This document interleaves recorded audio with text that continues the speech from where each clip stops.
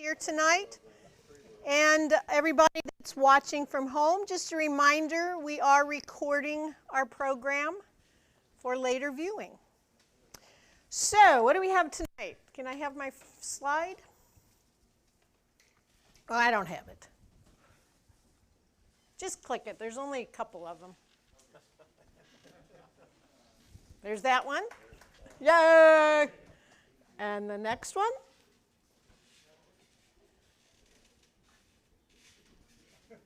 Welcome.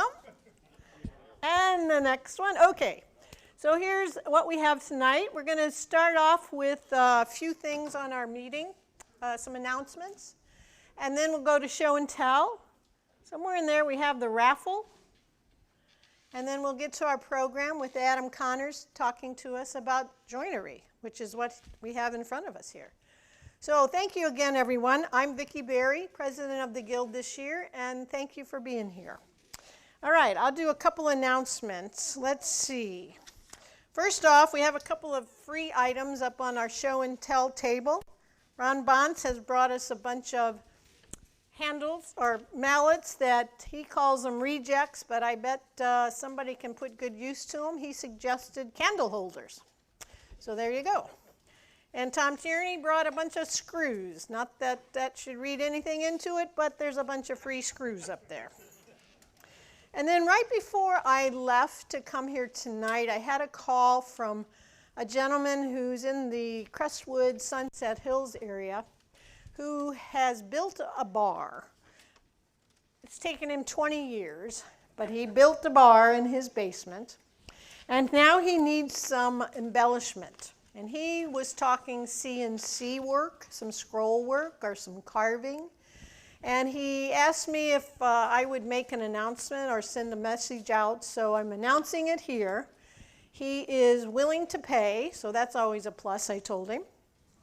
And I will also send out an email to everyone. But if you are interested, come see me. I've got his phone number.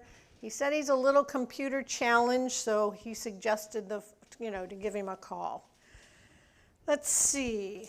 The other thing, I wanted to mention that, you know, it's amazing, but we have added more members through today than we added the entire year of 2019 or 2020. So year to date, 60 new members. In fact, do we have any here tonight? You want to just stand up and tell us your name? Okay. No? Okay. Is it? Hi, I'm Kelsey. Kelsey? Yeah, I'm completely new to woodworking. Perfect. Well, that's what we want. Hey, Kelsey. Hi. Welcome, Kelsey. And? I'm Pedro. Pedro? Same. All right. Well, then I'll give you my spiel. We have a safety class that we want you to take, and then we have lots of great classes for you to take. We also have a mentoring program, and if that's something you're interested in, John Bronson, I know you're here. John is head of our mentoring program, and he would be happy to make a connection for you anytime you want. So welcome, glad you're here, and I know you're going to enjoy it. There's so much information and experience in our guild, and I know everyone has always been very generous and willing to pass it on. So, thank you. Let's see. Tonight, I'm told we collected 71 toys, which is fine because, as you know, we have had a lot of our hospitals have asked us to slow down our donations, but our Christmas elves have been hard at work, and we are gearing up for primarily Toys for Tots and LifeWise St. Louis. In fact, the blue tractor trailer on the table, blue and white one, is one from Santa Bill. And he brought that in as a show and tell for me.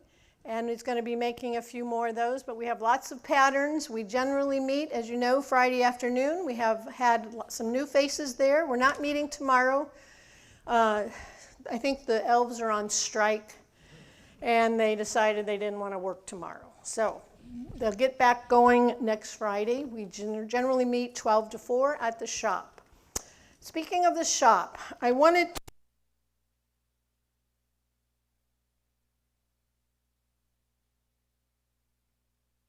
on the normalization of deviance. Did I say that right? He mentioned that it is something we don't want to do, and that is be lax on our safety procedures and lax in wearing our safety goggles and just ignoring all the safety precautions that are in place at the shop. So he graciously did not mention the folks that he referenced a couple of accidents that we recently had. I will tell you, I was one of them. And I broke the rule. I broke the 3-inch rule first. I broke a second rule in that I did not know how to properly use the piece of equipment I was using. And it literally yanked a bunch of skin off the back of my thumb, and I was missing half of my thumbnail.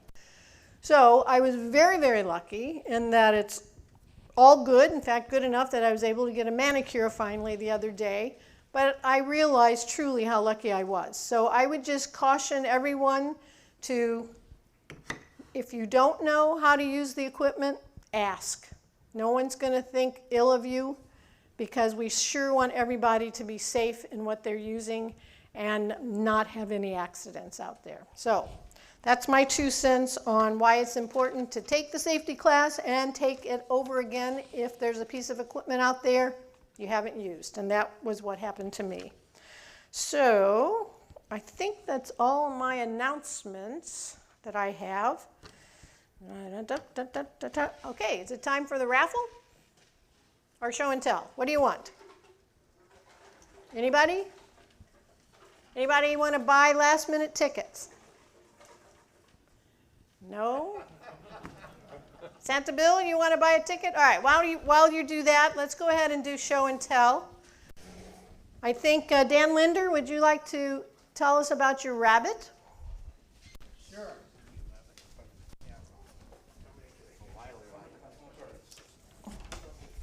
And tell the wood story.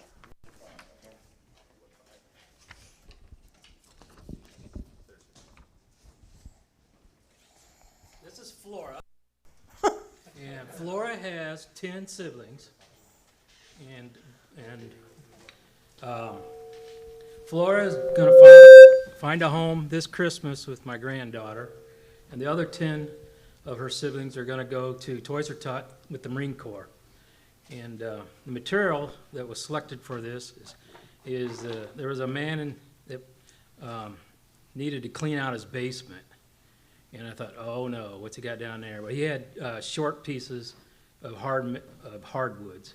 So I took those, it's primarily oak, cherry, and walnut. So I took those small pieces and I made this toy walking rabbit. So the legs move and the ears go flip-flop. They're articulated with the front wheels. There's 39 pieces to this. So it took a little doings, and so I had fun. Adorable. Nice. It is. Thank you. Tom Tierney, you want to go next? You have a couple of things, I think.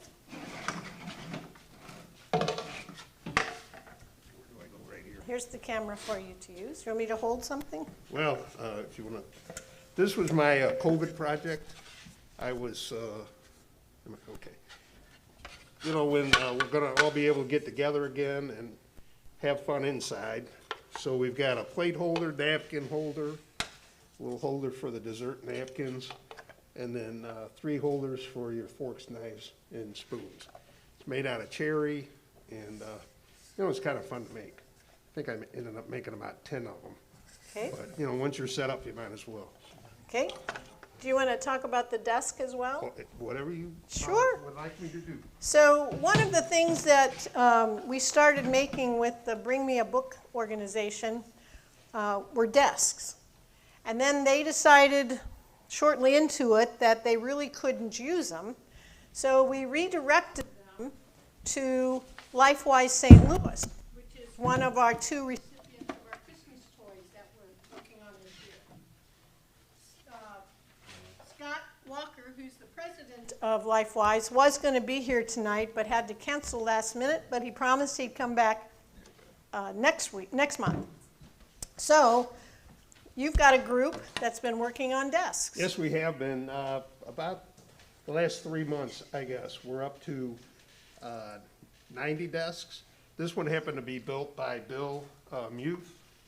He's built 20 for us, and it's about a 3 to 4 hour workshop or work day. I can't talk with this thing. Well, that's all right. Work day, and we have about 5 or 6 people helping. And remember, Bill Muth is legally blind. So it's just amazing, the product that he's able to Oh, yeah, do. yeah. And we are very appreciative. Yeah, and so are the, you know, they're pretty steady, you know, for kids. Okay, yep, Thanks, Vicki. uh-huh. So in total, we're gonna have about 130, I think, that will be Yes, ma'am. 30-ish, 130-ish, that's going to be donated in total, with probably 100 and so of those going to LifeWise. And they've been very well received. So is that all the show and tell except for Brian? Brian has a couple of things.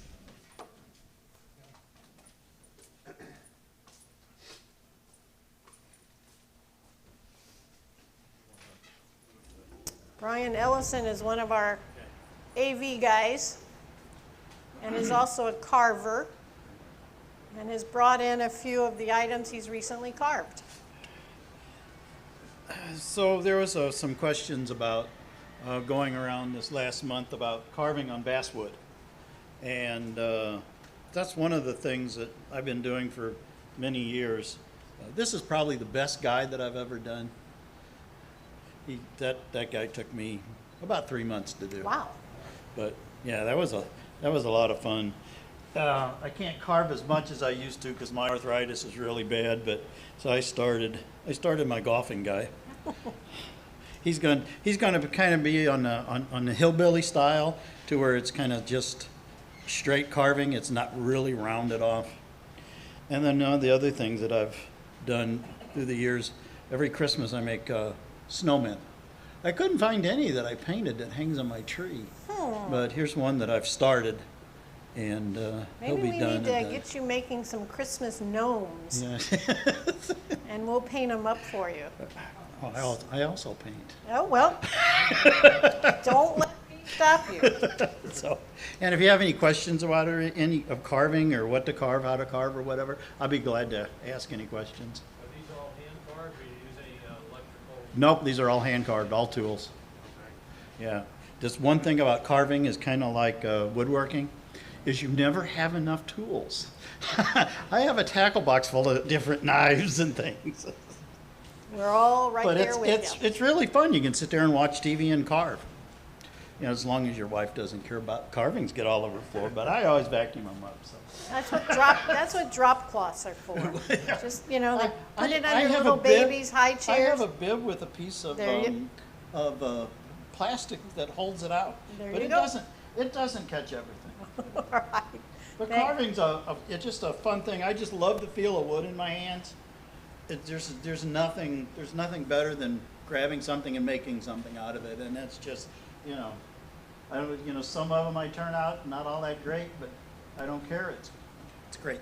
It's your therapy. Yep. All right, time for the raffle. Everybody have their tickets? Everybody's feeling lucky. I bought one. Who didn't? Pedro? You want me to tell you the right number?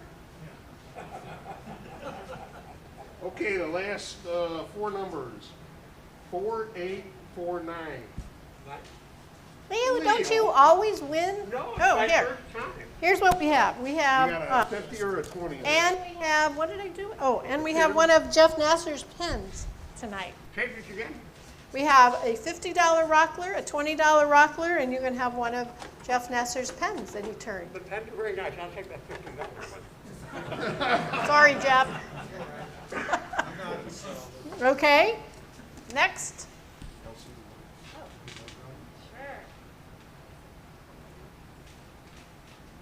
Last 4 numbers, 4817. No? Hal? All right, Hal. Hal, I have a $20 gift certificate and one of Jeff's pens. Let's see, I'll do the, I promise, Jeff, if I win, I want one of your pens. they are beautiful. They are beautiful. I am not worthy. Good, I'll pass. thank you. All right, one more. I would like to request some thinner ones, though. These are a little fat for me. My sister says. 4822. Charles. Looks like you're gonna get a pin. Just what I had in mind. Thank you. See, aren't they? They're gorgeous. Oh, yeah. All right, thank you. Okay, I think that's all I have. If I have anything else, we'll wait for next time. Oh, Bill? Bill would like to talk? Want to come to that microphone, please? I don't want to be that loud. Oh. You want to take your mask? Okay. I'm working on presentations and classes for 2022. So if you have a class that you would like to throw in the mix, send me an email. If you have an idea for a presentation, whether you know somebody to make the presentation or not, doesn't matter. Drop me an email and I'll see if we can get that scheduled for you. That's all I had. See, it doesn't do any good for me to push the button.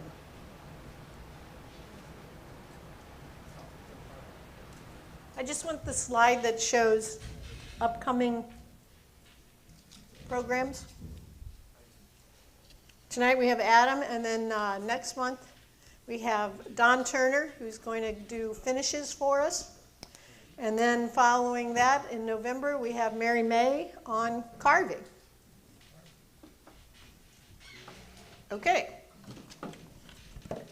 In December, of course, we don't have a meeting. All right, Adam, you want to come on up? Are they going to put your presentation up? I guess. Oh. They're a tough group. Thank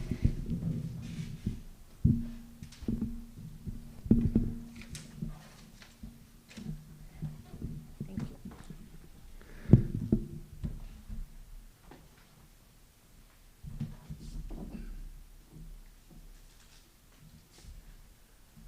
All right, so I was asked to speak about joinery. Somebody told Bill they wanted a presentation on joinery, and I figured joinery is only like 40% of woodworking. Sure, I can do that. So we're just kind of going to wing it here.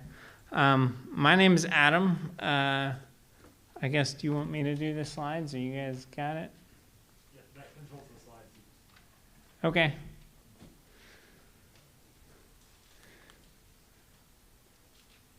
My name is Adam. I've been woodworking for about a decade.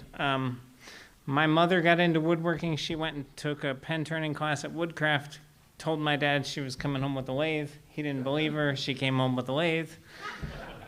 So she got a scroll saw and thought, hey, Adam would like a scroll saw. So that's what I got for Christmas that year. And that was the beginning of the end there.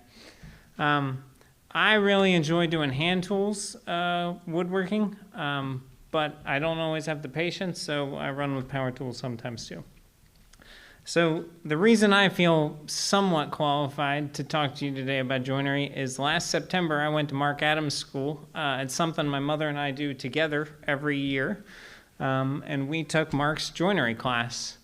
So that up there is a picture of the first dovetail that I cut in that class, and they mount them on the wall every year. So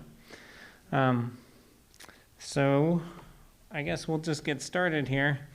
The best part about working with wood is that wood is a bundle of straws. So wood isn't like metal where you just put it in a shape and it's going to stay in that shape. So that's one of the things we need to be really considerate of when we're making things with wood. So bundle of straws is going to move. It's going to expand when you change the humidity, which it's gonna change. So you need to prepare for that movement. It's never gonna change in the length. You've already cut those straws apart, so that's fine. But you need to make sure it can expand along the grain direction. For this reason, orientation is essential to consider when you're making joinery. So a joint that is just straws touching ends of straws is not going to be very strong because there's nothing to hold on to there. So ways you can join wood. You can secure it with glue, which is what most of us, I would presume, do. Mechanical fasteners, not the prettiest things, so if you can hide them, more power to you. You can use mechanical fasteners, pocket screws, just screws in the end of your dados or whatnot to hold things together. Or you can just go with strict interference joints, putting wedges into things. You know, you don't need glue, you don't need fasteners, you can just kind of wedge stuff together and it'll hold for the most part. You can also glue pieces of wood in a couple different ways. You can glue edges to edges. You can glue them at right angles like this, right angles like this. And that's gonna kind of, you know, different joints for different techniques there.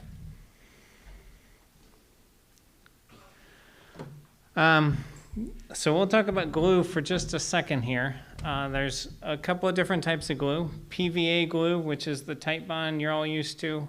Turns out Elmer's school glue, same thing. It's just not yellow tinted. Tight bond gets a little fancier. They add in some water resistance and for the different tight bonds. But if you're just gluing stuff together and you got Elmer's school glue, that'll do the job for the most part. Hide glue is another one. Hide glue is fantastic if you can abide by the smell. Hide glue smells like dead rodents if you let it sit out and you're not careful with it. But one of the magic things about hide glue is you can just kind of hold your pieces together for a couple minutes. You don't really need to clamp stuff. The glue will set up and you can work magic with that. You can make joints that you never thought would be possible to clamp together because you just don't need to clamp them.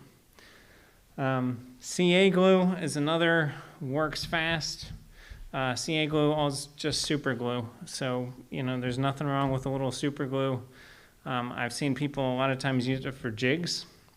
So they, you know, put the runners in their table saw and they CA glue it and boom, you're done. You can also use two-part epoxy. Epoxy is going to be very hard. It's not going to be very flexible. So you can be careful with that. Again, all these glues are going to be stronger than the wood grains. So if you're stressing any of these joints, your wood grains are going to snap before your glue joint snaps. So this is a picture of PVA glue. The people who make glue, I've been informed, have told me that the proper way to apply glue is to put glue on your surface and then wipe off any excess. Put glue on the other surface, wipe off any excess, clamp them and join them together. If you have any amount of squeeze out, you use too much glue. I know that there are people in here who are not going to trust a joint that doesn't have glue squeeze out. And that's just fine. You're just going to need to do a little bit more cleanup. You know, vinegar's good for getting rid of glue. Scrape it, sand it, whatever. But you really don't need squeeze out to get a good joint. The exception would be is if your joints are really sloppy, that glue will kind of fill in the gap.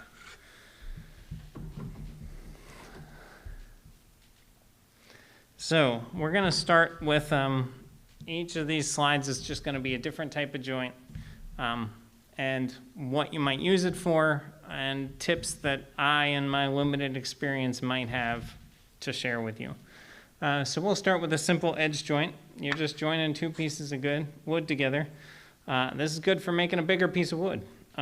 You're making a tabletop. A lot of people start with cutting boards as one of their first projects. Whether you're making a cutting board like this or you're making end grain and cutting boards, that's all just edge joining. You just make sure your surfaces are flat and put them up against each other and ta-da. One of the tips I have is if you're making a tabletop, you can see I kind of tried to draw a picture here. Alternate the grain directions, and so when your wood does move, and it will, the cupping there will kind of go opposite, and so you can keep like a generally flatter surface longer over time. So that's my suggestion if you're making like tabletops or cutting boards with your edge joining. Next, we have tongue and groove. This is an edge joint that gets a little bit fancier. It's used in siding or flooring. I just have some scrap pieces of siding here to demonstrate tongues and grooves. You'll notice that there is a gap in here, again, to allow for wood movement between the tongue and the groove. They're not butting up against each other to allow for movement there.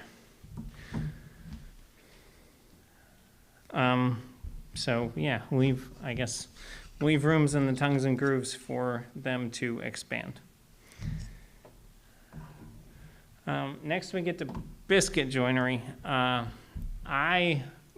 Biscuit joinery has a time and a place. I would not use it for everything. I think dowels are a better version of biscuits. But if you got a biscuit joiner and you've got biscuits, go for it. Biscuits themselves are just kind of compressed fibers. They work real well because they will absorb the glue, the moisture in the glue, and they'll expand and give you a big friction fit. You can use it for tabletops or edging, like if you're veneered a substrate or something or some plywood and you want to put some edge around it. Biscuits are very good for joining the hardwood edging to your plywood or your MDF substrate. One of the suggestions that I have is on your substrate material, put an index card or a couple sheets of paper under there when you use your biscuit joiner. And then do not do that on your edging. And that'll bring the edging up above that surface so you can plane it down or use a cabinet scraper or whatever, sander, to get that surface looking real flush and don't have to worry about, minuscule settings on your biscuit joiner.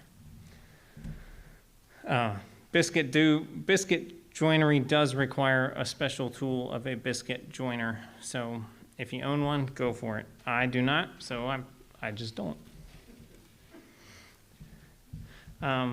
Dowels. So dowels, dowel joinery, it's not really a type of joinery. You can kind of use this to improve the strength of nearly any joint. I got pictures up here. There's doweled miters and just some right angles. You can also use it to build large tabletop surfaces rather than a simple edge join. You can dowel join some things. I talked earlier about the wood cupping and moving. One of the things you can do is take your two pieces of wood and you can actually use metal dowels and go halfway through each piece of wood and then, skip up a little bit and go halfway through this next one. And that will mechanically constrain that wood grain from moving. And so, you're going to use some big metal dowels, but you can make a tabletop that's going to stay flat for generations that way. Other things dowels are good for, so you've built your frame and you want to put your tabletop onto it. If your tabletop is made of a substrate, like an MDF veneered or plywood, you can just put dowels on the top of that frame and set that right on there, and that is a solid way to join your tabletop to your frame. If you are making a tabletop that is doweled pieces of wood together, do not do that, because what you've done is you've taken away, again, the ability for that wood to move. So when you make a tabletop that's flat and you want to attach it to your frame, you really need to use kind of a sliding joint, cut some slots in there, or they make like these figure 8 screw fixtures for joining your tabletop to your table frame.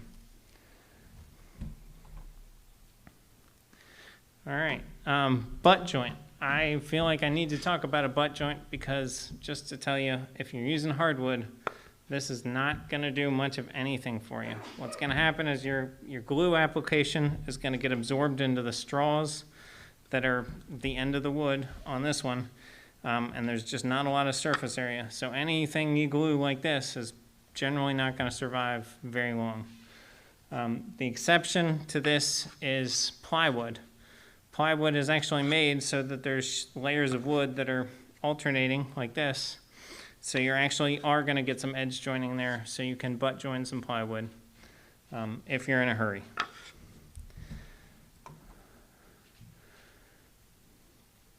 Pocket screws, another quick and dirty way of joining things. I don't really like the aesthetics of pocket screws, but if you're not going to see it and you need to get it done, that'll get it done in a hurry. I think there's some pocket screws on that desk as a perfect application. With pocket screws, you do need to be careful if there's going to be load. What will happen is your pieces will wiggle, and then the grain will start to fray, and then your screws won't hold anymore. But when the load is pretty light, and you're probably not going to see it too much, pocket screws is a quick and dirty way to get things done. With pocket screws, you really need to be careful that you've adequately clamped your two pieces, because it's really easy when you're running that drill in there, the screw gun, to move the pieces, and then you won't get a flush joint. You can also use glue to help increase the strength of a pocket screw.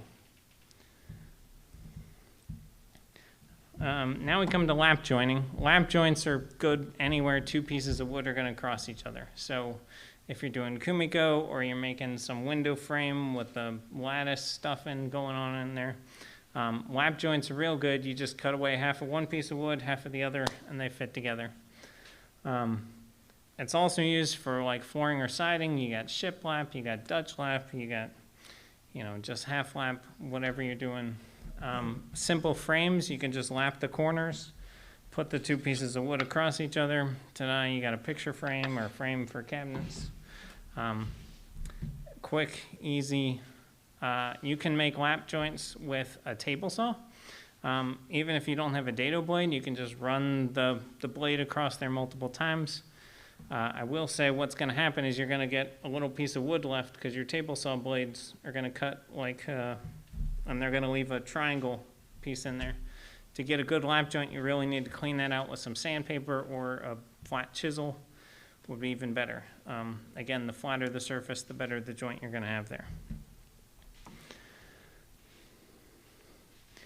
Rabbet joining. Rabbet is a better way to butt join things. Rabbet joins are often used in cabinet making or in simple boxes. What this is going to do is just going to give you a little bit more surface area for that glue to act for you. You're just going to cut kind of a notch in one of the pieces of wood and stick the other one right in there. A good rabbet joint should be somewhere between 1/2 and 3/4 of the depth of the material. That'll give you enough surface to really get the glue to help you maintain strength. If you need to, you can also shoot screws into the back of that, into both pieces of wood there on that rabbet to increase the strength of that, especially if it's going to be something nobody sees. Dado joints. Dado is kind of like a rabbet that's better. So dado joints are used in shelving a lot, or in dividers and different things. A good dado joint should be really snug, because what you're going to get is you're going to get the support from the underside of the piece of wood, but you're also going to get the support from the top side. So you're kind of cantilevering it and getting strength from both sides of that pieces of a wood. So a good dado should be a pretty snug fit, and that's when you're going to get your maximum strength. Again, you can run screws into the side of this through both pieces of wood to increase the strength if it's something that you're not going to see. Now we have a miter joint. A miter joint is a little better than a butt joint, barely. Now you're joining your two pieces of straws. You've kind of angled them, so now you're talking end of straws to end of straws, but you're also getting a little bit more surface area there. So a miter joint is not super strong, but there are ways to improve it. So when you're cutting miter joints, you really want a good 45-degree angle if you're trying to make a 90 or whatever you're going to make. So tool setup is very important for making miter joints of all types. It's important to get the angles right. Bring some scrap wood, make some test cuts. You can cut 4 pieces and make a frame and check it for square. One of the other things you can do is you can take a piece of wood that is the same dimensions on both sides. You cut it with your saw in one direction, flip it over and cut it again with the same side of the saw, and you look at where those two cuts come together. If they come together on the point, you got a 45. If they come together somewhere that's not at the edge of the wood here, you got not a 45, and you should adjust your saw.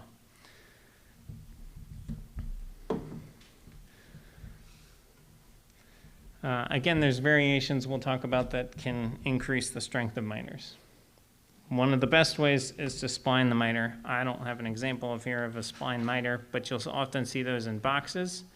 So you take your miter joint and you add a spline that goes across. What that does is that'll give you some gluing surface there to help your glue be strong. And also, that'll take your grain direction and it'll help it turn that corner and just add you a lot of strength in loading that joint one way or another. So you can do this by keyed splines, like in picture frames or boxes, or you can do it with splines that run the whole length of the miter joint there. I know Doug Stowe likes to put hidden splines in his boxes, so he'll cut like a spline that goes almost the length. He'll cut like an 1/8 inch slot with a router, and then you don't see the spline from the inside or from the outside, but when you lift the lid, then you see the spline in there. I forgot Vicky told me I could pull this off. So one of the things I would say with keyed splines is cut the spline piece bigger than your the slot, and then just sand it down, sand it flush from there. It's easier to do that than to try to get it right the first time. Okay, now we're into the fun stuff. All right, so mortise and tenon is one of the foundational joinery techniques of building frames, furniture, chairs, whatever you're gonna make. A mortise is a piece of wood with a hole in it. A tenon is a piece of wood that you've cut away some, it's sticking out a little bit. Tenon goes into the mortise, ta-da, you got a joint. This joint is very sturdy. What you've done is you've got gluing surfaces that are gonna work well for you on all four sides. You've got the cantilever leverage. It's a very sturdy joint. So techniques for mortise and tenons. One of the cool things about mortise and tenon is you only need to be concerned with the visible parts. So if you look inside this mortise, it is not a really pretty looking thing. The prettier it are, the better the glue surface is going to be, the better the joint. This was one of the first ones that I cut, and it is not good. But you don't see the inside part, you just see where the edges are. So if you keep your shoulders clean and keep a straight line there, you're good to go. Nobody will ever know that you maybe weren't super impressed with your ability to cut the mortise or the tenon. Mortise and tenons also come in a lot of variations, embellishments. You can do all kinds of things to a mortise and tenon. So, mortise and tenon variations. This is a through mortise right here. The piece of wood goes all the way through. This is a keyed mortise. Keyed mortises are really nice if you want to make a trestle table or some embellishment there. Also, campaign furniture. Anything you want to disassemble. You knock the key out, you knock the mortise apart. This is why I brought Ron Bonson's mallet. You can take it apart, probably, and then you can put it away, put the pieces away.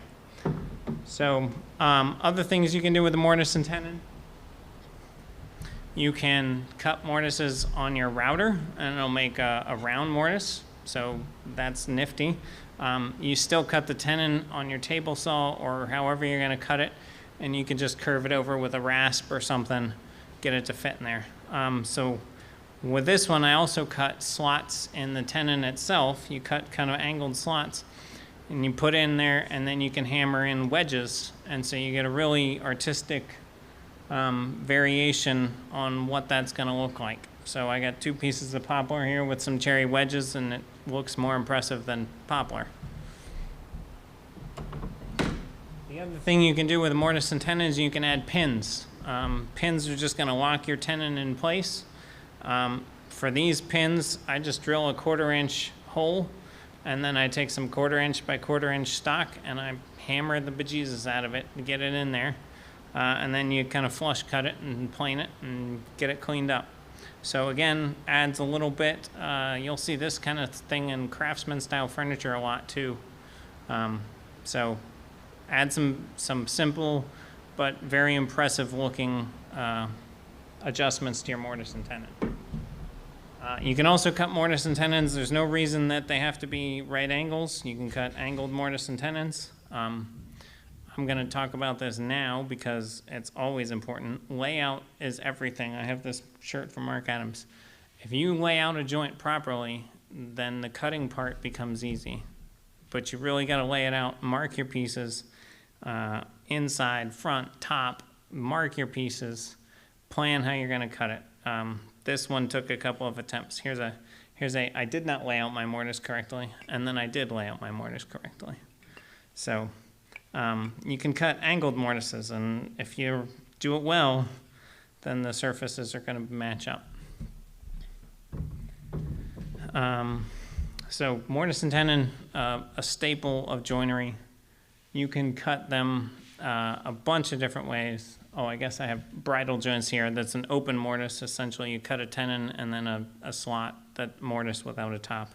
It's called a bridal joint. You can cut mortise and tenons a lot of different ways. There's always the by hand method. Cut mortises with a chisel. You got mortising chisels. You don't necessarily need a mortising chisel. You can cut it with bench chisels. My preferred method is to cut the mortise, start the mortise with the bench chisels, use a drill press to clean out the insides, Forstner bits or just regular twist drill bits, and then clean it up some more with the bench chisels. I don't own mortise chisels, so I wouldn't do that. There's also mortising machines. It's a drill press with some knives that surround the drill bit and kind of come down and get you good clean corners. With a mortising machine, you really want to start at the edges of your mortise, get good clean lines there, and then come back in and get out the rest of it. You can also cut mortises with a router. Again, they're going to leave a rounded mortise. It really doesn't matter that you're still going to have plenty of surface to glue on the sides. You can fix your tenon to make everything fit. So a router is another good way to cut mortises. Tenons, again, you cut them by hand. You use saws, shoulder planes, whatever, chisels. You can cut tenons with a router. A lot of times people have like a horizontal router set up if they're really into cutting mortise and tenons with routers. Table saw, easy way to cut tenons on a table saw with a tenon jig, or if nothing else, you can run it through and cut your shoulder on your piece of wood here, and then cut it here, and then go up to your vertical fence and run it along there, and that'll take care of that. So vertical fence or a tenon jig on a table saw. You can always rough cut things on a bandsaw, whatever your tool of choice is. But mortise and tenons are pretty easy to cut in a variety of ways, but they're super, super sturdy. Okay, now we get to the part that I could talk about for hours. Dovetails. Dovetails are the joint that people look at. People who don't do woodworking, or people who do woodworking, look at that and be like, oh, that's impressive. That's going to be sturdy. That's going to be, handmade, even though it might not be. People go furniture shopping, they're going to see dovetails on drawers, and they're going to think, this furniture's made to last. But honestly, I talked about dowels earlier. IKEA uses dowels. Dowels are pretty good. There's no problem with dowels. So dovetails. Dovetails have two parts. You got your tails, and you got your pins. Orientation is important with dovetails. So the loading should be in the direction of the piece with the tails. So if you're making drawers or something, you always want the front of your drawer to have your pins and the side of your drawer to have your tails. And so all that loading goes in this direction. People pulling the drawer in and out, always with the sturdiness of the joint. If you have the loading in this direction, that's not going to do you a lick of good because I can just pull that right apart. Dovetails, often cut by hand. If you see a piece of furniture that's still got scribe lines where the wood is, here. I don't know if you can see that on the camera, probably not. But it's got scribe lines. You can kind of tell dovetails are hand cut if people leave the scribe lines in. There's two schools of thought of cutting dovetails. I think it really depends on your project, whether you cut your pins first or you cut your tails first. I'm a pins first guy unless the project is unwieldy and it's easier to cut the tails first. So whichever you choose, you can kind of lay it out. You don't need a dovetail gauge, marking gauge. You can just use an angle bevel gauge. Pick an angle that looks good to you. Unless you're really, really trying to get it super strong, it's not going to matter. So you just lay out your angles, cut it, and then you use the whatever piece you cut. I use my pins. You lay it on your piece of wood, you get a scribing knife, and you go and you mark those lines with a knife. And then that'll start your cutting your tails. So hand cut dovetails, definitely a thing. Take some time, is fun to somebody like me. Madam, isn't that still part of the fundamentals class, cutting those dovetails? I do not know. Okay. That is part of the fundamental class. You will cut dovetails. There's lots of variations you can do with dovetails. So we'll talk about some of those. The strongest joint I should mention is equal parts pin and tail. So the amount of wood left here, pins, tails, if it's equal, that's going to be your strongest joint. Most of the time that's going to be overkill. You can cut them to look however you want. There's some really fancy decorative dovetails. I did not cut that one. I do not have Rob Kosman's skills yet.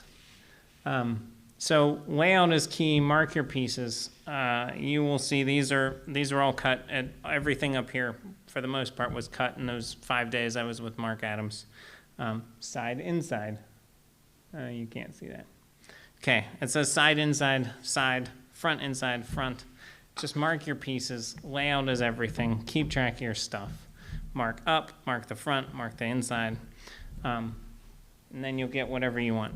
If you try to get too fancy, what you'll learn is that you cut really small pins, and then you can't cut your tails, because I didn't have a chisel small enough in there. Get in there and get that wood out of the way.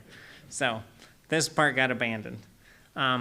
Dovetail variations, you could do half blind dovetails. So if you're making drawers, this is the front of the drawer. Doesn't need any cleanup. You can't see the dovetails. You don't need to put a facing board on it, but there's still dovetails. Plenty sturdy in there.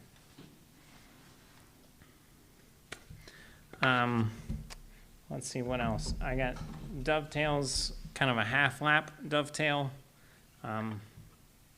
Is it really necessary? But it looks cool and it works. So instead of Mortise and Tenon, maybe you want half lap dovetails. You can do sliding dovetails. These I would cut on a router and probably nothing else. I don't know how you could probably get away with cutting this by hand with a router plane, but that'd be a pain in the ass. So they sell router bits that are usually at a 14-degree angle. You cut your dado thing with your router bit, and then you set up the same bit and you run the pass one way and then the other with this piece of wood. The only thing I can tell you is sneak up on this, because otherwise you're going to have a problem, because you're going to take too much off and it's not going to be a good day. So this is just a sliding dovetail. You can use these as drawer runners. You can use them as a version of a dado that's really sturdy. You can actually cut them so that your piece with the pins, the slotted piece here, if you don't cut all the way down the piece of wood, you can have your piece drop in and just stay at the right height. So that'll help you just kind of set things in there and not need to worry about gluing it or clamping it. So dovetails, again, there's lots of ways you can cut dovetails. You can cut them by hand. You can cut them on a router. They make those Lee router jigs. Expensive, but I've been told totally worth it, because they make dovetails great every time. You can cut dovetails on a table saw. I don't know why. If the table saw is the only tool you have, though, go for it. You just put your wood at angles, you cut your tails and your pins on a table saw, and you clean it up. They make dovetail jigs for bandsaws to do the same thing. Again, maybe not the thing I would use a bandsaw for, but go for it. If that's what you got, that's the only tool you got, more power to you. Okay, I was next going to talk about Japanese joinery. So one of the things that I thought was really cool with Mark's class is at the end, the last day, they give you a fancy looking Japanese joint and they say, cut this. Okay, so this again comes back to the layout is everything. You think about how you're going to cut it, what you need to remove first so you don't mess up how you're going to remove the next part. And you really can kind of figure out any joint you want to cut.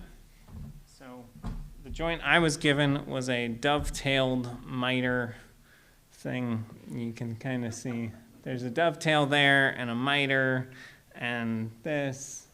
And it mostly goes together pretty well. Is the miter clean and perfect? No, but for having just taken a whiz bang effort at this, I was kind of impressed. So.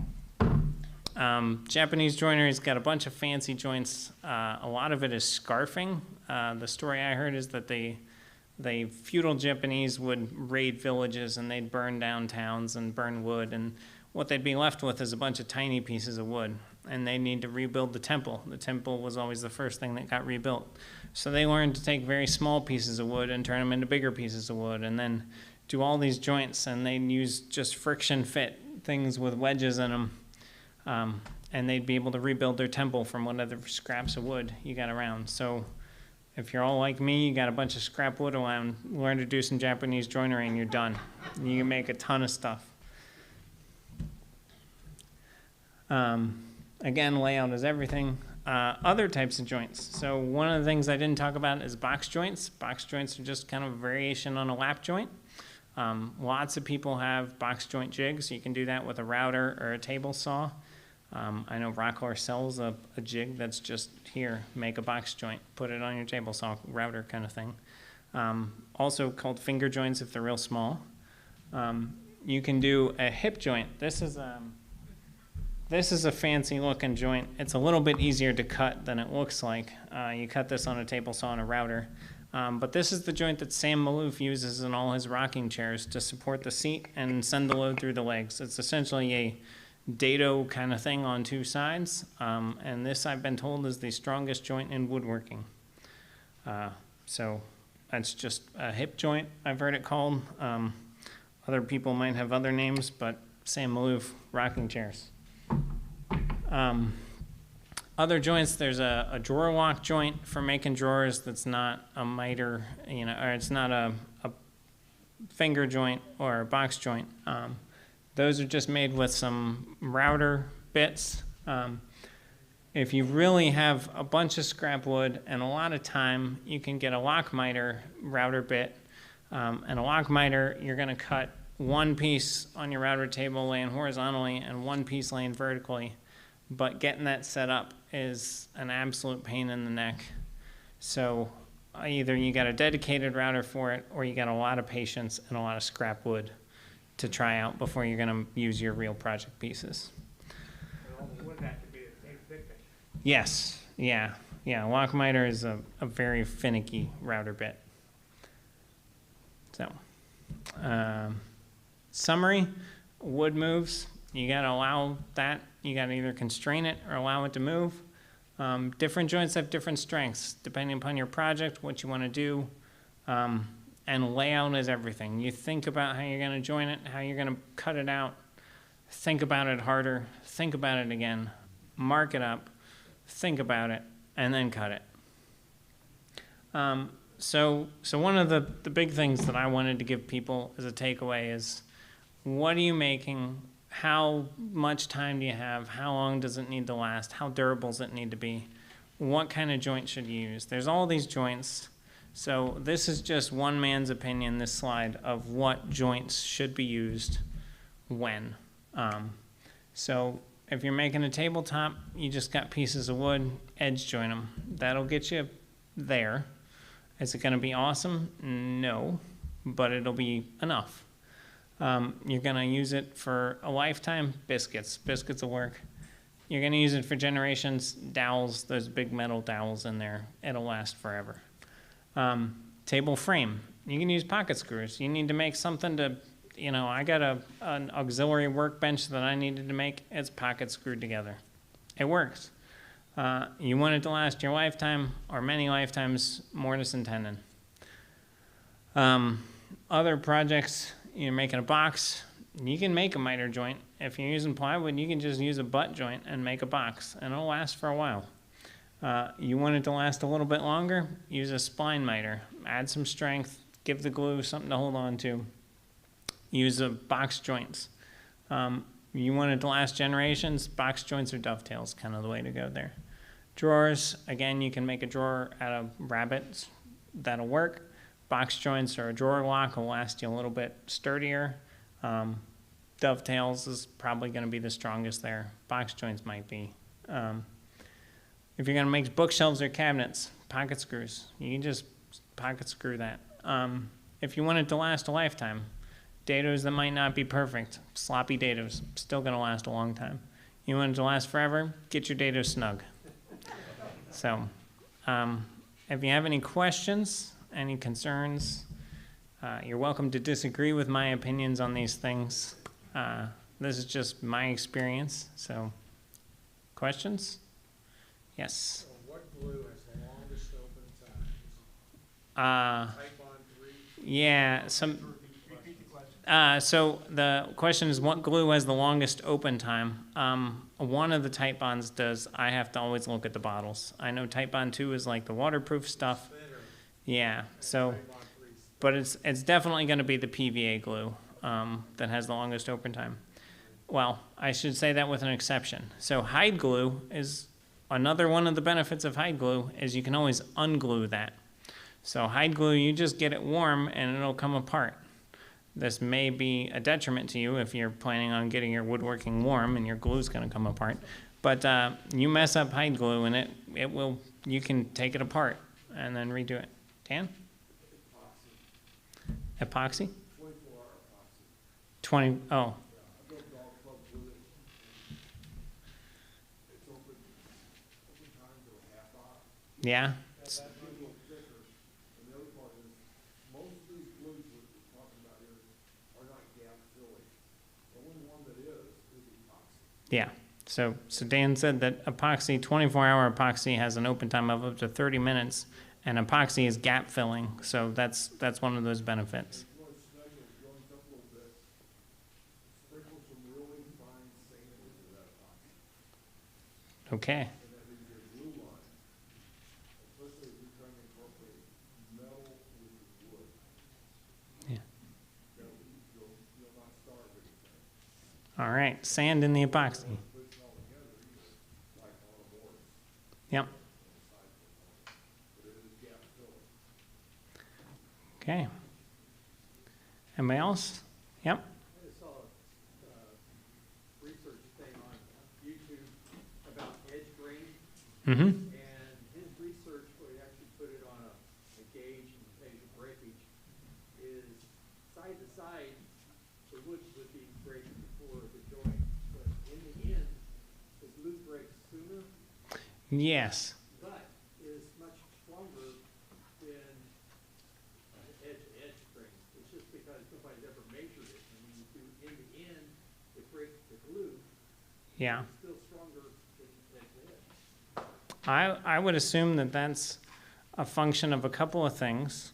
So now when we buy wood, it's mostly kiln dried wood. And so the kiln drying kind of, I don't even remember the term for the stuff that holds all the bundles of straws together. Lignin. Yeah, so the kiln drying really takes the flexibility out of the lignin and makes it a little bit stiffer. So it is going to be more likely to break the grain apart there.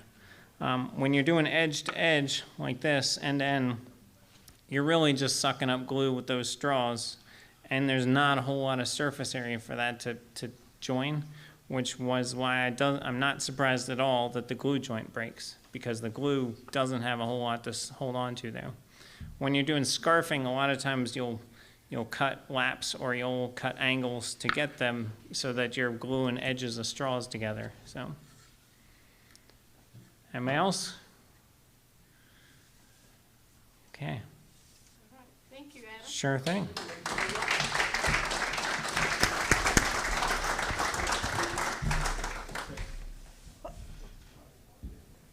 Go ahead. I just want to add one thing. One of our online commenters mentioned is that our shop does actually have a Mortise and Tenon machine. So if you want to do Mortise and Tenon not by hand, go to the shop. Okay, thank you. But make sure you know how to use it properly. All right, well, that concludes tonight's program. Thank you again, everyone, for coming, and we'll see you, I don't know, where's my last slide? We'll see you October something?